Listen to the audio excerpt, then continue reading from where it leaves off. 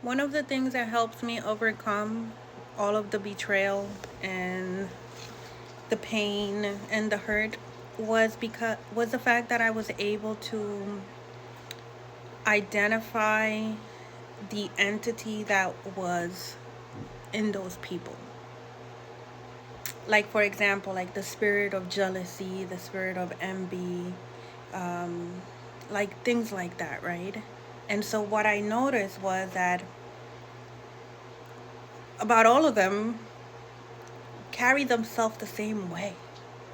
It was like a reflection of the other person, a reflection of the other person, a reflection of the other person, in a different body. And when I realized that, that gave me a better understanding of what was going on. And it also helped me heal because once I detached the spirit that was operating in them from the person and the title that was for my life, you get what I'm saying? Like, let's use like an uncle or something as an example to change the trajectory of this.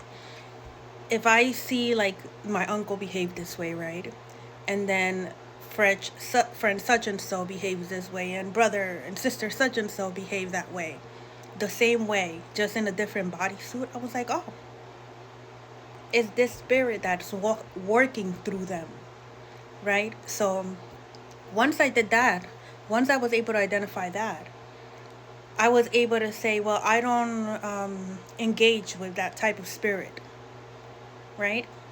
And that gave me relief, and that gave me uh, a route for me to be able to heal because I wasn't dealing with a specific person.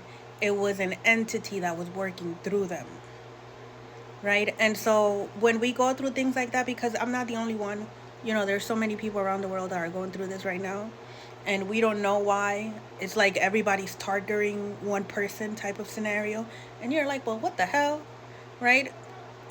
You can find some relief if you're able to identify that spirit that's operating through them. And then in that sense, you forgive the person, right? And you don't engage with the spirit. And I was sharing about this like a couple months ago, I think it was, because that's how I was able to forgive, right? And because we forgive for ourselves so that our hearts could be as light as a feather. That doesn't mean that we have to go back and engage and go through the abuse because this is such and so and this is such and so. No. What I've learned was the way that, like, what I learned was that I am worthy of like reciprocation of the love that I give. I get it back, and the way that I carry myself, it should be reciprocal. I shouldn't have to be bending backwards to accommodate anybody else when nobody is doing that for me. And that helped with the self-worth, right? And it helped with like me picking and choosing like the friends that I want to have around me because now I understand that I'm worthy. I understand that I am valuable and that like what I have to offer, it's something of value, and it should be noted for it like that. And part of the issue before was that I didn't see it. And so because I didn't see it, that was also the problem. Because I was the common denominator. But then once I removed myself, right? Then you leave people to like, deal with their own demons. Cuz I'm not there anymore.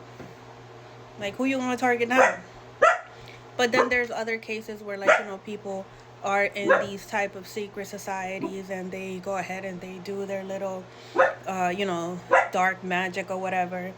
And because of God, I was able to heal those things and I was able to protect myself in that way through healing. And God protected me. But if we're not healed, spiritual attacks can affect you because what happens is that you're vibrating at the vibration of those spiritual attacks, and that's the way that it could affect you.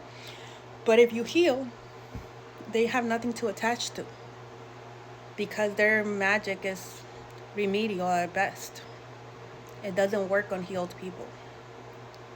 And if you know what's going on, you can forget about it. It's remedial. All right, I'm gonna go get the baby now.